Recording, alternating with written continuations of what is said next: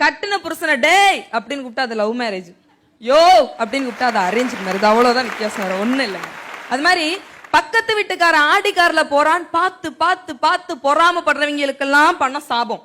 Cycle டயரை puncture போட 10 ரூபாய் என்கிட்ட இருக்குடா சாமின்னு சந்தோஷப்படுறான் பாத்தீங்களா, அவனுக்கு பணம் வரங்க. ஐயா, காலேஜ்ல ஸ்டூடெண்ட்ஸ் 2 ரகம் தான். ஒருத்தன் செம்மையா படிப்பான், இன்னொருத்தன் செமஸ்டருக்கு மட்டும்தான் படிப்பான். நாங்கெல்லாம் 2வது ரகம்.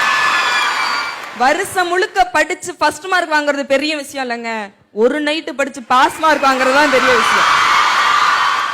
ஐயா, பணங்கிறது 1 ரூபாயாக இருந்தாலும் 1 லட்சமாக இருந்தாலும் 1 கோடியாக இருந்தாலும் அது வரம் தான். எப்படி சொல்றேன் தெரியுங்களா? ஏந்தின கையில எவனாவது காசு போட்டு போனானா பிச்சைக்காரனுக்கு அந்த காசு வரும். ஒரு தொழிலதிபருக்கு 1000 கோடி ரூபாய் லாபம் கிடைச்சதுன்னா அவருக்கு அந்த பணம் வரும். என்னதான் வெளிநாட்டுல லட்ச லட்சமா சம்பாதிச்சாலும் பாக்கெட்டுக்குள்ள இருக்க பர்ஸ்ல பாட்டி கொடுத்த 10 ரூபாய மடிச்சு வச்சிருப்பான் பாத்தீங்களா, அவனுக்கு அந்த பணம் வரும். இன்னைக்கு என்னங்க ஆன்லைன் ஷாப்பிங், ஆன்லைன் ஷாப்பிங். 5 வயசுல 2 ரூபாயை தூக்கிட்டு மூச்சு வாங்க ஓடி போய் முட்டாய் வாங்கி தின்னு இருப்போமே, அந்த வயசுல அந்த 2 ரூபா தான் நமக்கெல்லாம் வரும். ஐயா, வயசுக்கு வந்த பொண்ணுக்கு 1000 பேர் சீர்சனத்தை செஞ்சாலும் தாய் மாமன் கையால கொடுக்கற 101 ரூபா மொய் பணம் வரும். 10,000 ரூபாய் சம்பாதிக்கிற புருஷன் 10 ரூபாய்க்கு தான் பூ வாங்கி கொடுக்குறான் அப்படின்னாலும் பொண்டாட்டிக்கு அந்த 10 ரூபா தான் வரும். இவ்வளவு எங்க நம்ம வீட்டிலேயே கூட நடக்குமே. துவைக்க போட்ட பேண்ட் பாக்கெட் எடுத்து தொலைவி பார்க்கும்போது என்னைக்கோ ஒரு நாள் மடிச்சு வச்சு ஒரு 100 ரூபா உள்ள இருந்துச்சுன்னா அந்த நிமிஷத்துல அந்த பணம் வரங்க.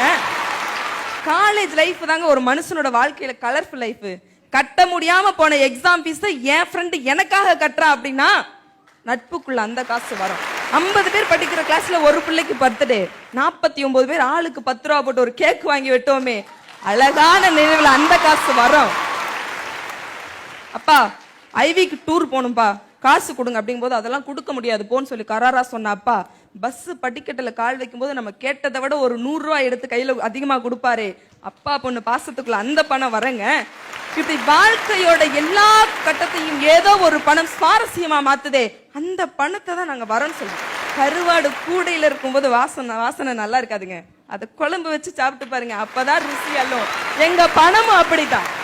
அந்த 3 பேருக்கும் பணங்கிறது டிக்கெட் எடுக்கும்போது உருண்டு ஓடுற 1 ரூபா மாதிரி. ஆனா எங்களுக்கு எப்படி தெரியுங்களா, ஆனந்தம் படத்துல அப்பா ஸ்னேகா கொடுத்த 1 ரூபா மாதிரி அவ்வளவு ஒர்த்து. உலகத்தின் முதல் ஆண் பெண் என்று சொல்லப்படுகிற ஆதாமும் ஏவாளும் எந்த நாட்டை சேர்ந்தவங்க நான் கண்டுபிடிச்சிருக்கேன். நல்லா யோசிச்சு பாருங்க. ஒதுங்கிறதுக்கு ஒரு கூரை இல்ல, உடுத்துறதுக்கு சரியான உடை இல்ல, 2 பேரோட பசிக்கும் சாப்பிடுறதுக்கு ஒரே ஒரு ஆப்பிள் தான் இருந்துச்சு. இருந்தாலும் தான் இருந்த இடத்தை சொர்க்கம் என்று நம்பினார்களே, அதனாலதான் சொல்றேன் ஆதாமும் ஏவாளும் இந்தியர்கள்னு. ஐயா, சின்ன சின்ன விஷயத்துல சந்தோஷத்தை கத்துக்கங்க. பெரிய பெரிய எதிர்பார்ப்புகளை எல்லாம் மனசுல விதைச்சுக்கிட்டு அதுல ஏமாறும் போது உங்களுக்கு பணம் சாபமா தெரியுது. எங்களை மாதிரி யதார்த்தத்தை புரிஞ்சுக்கிட்டு வாழ்ந்து பாருங்க, பணம் எப்போதும் வரும். ஐயா, நாங்களாம் யாரு தெரியுங்களா?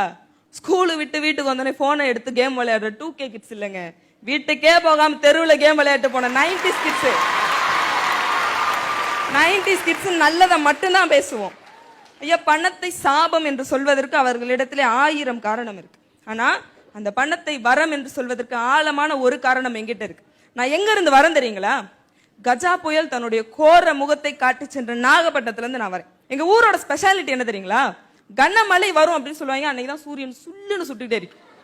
அது மாதிரி புயல் வருதுன்னு சொல்லும்போது வந்தா என்ன பண்ணிட போறது அப்படின்னு ஒரு அலட்சியம். அந்த நாளும் வந்துச்சு. சொந்த வீட்டுக்குள்ளே எல்லாரும் பதுங்கி இருக்கோம். விழுறது வீடு விழுந்துருமா இல்ல வீட்டு மேல வேற ஏதாவது விழுதான்னு கூட எங்களால கணிக்க முடியல. பயத்தோட உயிரை கையில் பிடித்து கொண்டு அந்த ஒரு இரவை நாங்கள் கடந்து வந்தோம். விடிஞ்சு வந்து பார்த்தா சிலருக்கு வீட்டை சுத்தி இருந்த மரத்தை காணும், சில பேருக்கு வீட்டையே காணும். வயல்ல இருந்த நெல்லையெல்லாம் காத்து அறுவடை பண்ணி இருந்துச்சு. கரையில இருந்த படகையெல்லாம் கஜா புயல் களவாடிட்டு போயிருந்துச்சு. இன்னும் சொல்லப்போனா ஊருக்கே சோறு போட்ட டெல்டா விவசாயி அடுத்த வேலை சோத்துக்கு என்ன பண்றதுன்னு தெரியாம ரோட்டுல நின்னாங்க. மனுஷன் கும்பிட்ட கடவுள் இறங்கி வரல, மனுஷன் பூஜை பண்ண சிலை இறங்கி வரல, மனிதநேயத்தோட நீங்க வந்தீங்க.